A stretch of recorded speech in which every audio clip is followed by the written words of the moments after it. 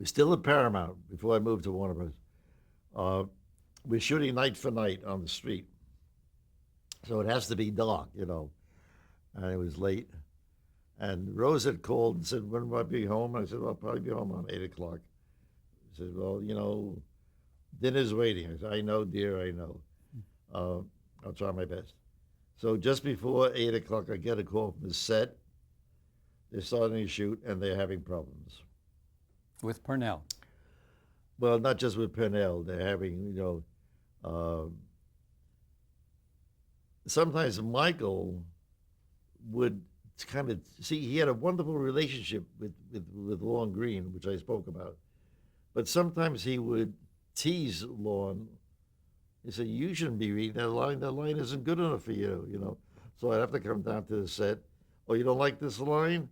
And I say, "Michael, will you stop doing it?" "Why are you blaming me?" I said, "Because you're the one who's putting him up to this." So I wanted to show I was aware of it. So I would change it, right there. "Oh, this is better." Or, "No, no, you don't like it? Okay, change it again. "Okay, that'll do." Sometimes we're like almost back to the original line. But, so there was trouble on the set. So I didn't, I had to go down there to take care of it. So we shoot till about midnight. I know I'm going to have a situation when I get home with my wife. I'm hungry.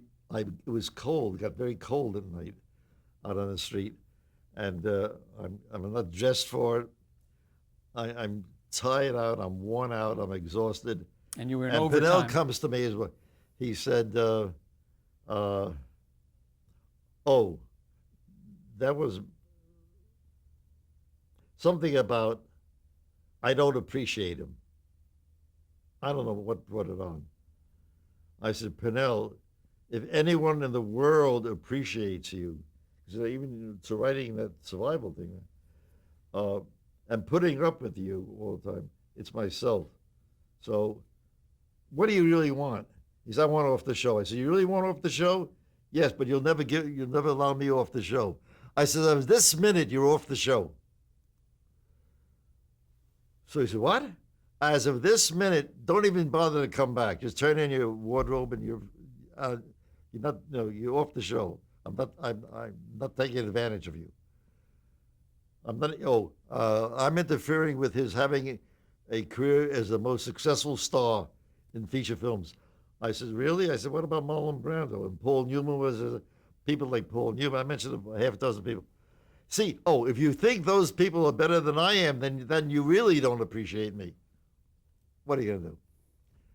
Uh, Even though I have enormous respect for him as an actor, but he has this problem. He can't be part of it. He wants to be the star. And in many ways, he should be the star, but I can't stand a family. And the number one show in the world, that was not enough. So next morning, he had called his agent when he got home that night. William Morris calls and says, "What's this thing about you telling Pinellas off the show?" I said, "Well, I'm not going to stand in the way of the greatest star the motion pictures ever knew. He wants off the show." "Oh, come on, he's an actor." I said, "Wait a minute, wait a minute. He wants off the show. He's driven me insane. Oh, and I think I really don't want to interfere with his great, great future career." So he said, "Well, at least let him finish the next six shows, finish the season." They're getting a big fat commission on his salary, and now his salary is pretty high. Uh, so I said, on one condition: stop arguing and stop fighting and stop telling me how I don't appreciate him, or I'm taking advantage of him, or I'm interfering with his career. Just read the lines like the other guys do and do the show. So he said he'll do that. He'll agree. He wants off the show, but he knows he has to do the next 6 shows. And we did the 6 shows. We said goodbye. Never this, except at Dan Blocker's funeral. We did see each other. We were friendly, but he never got anywhere in his career in motion pictures. It was really tragic in a way because he was so good.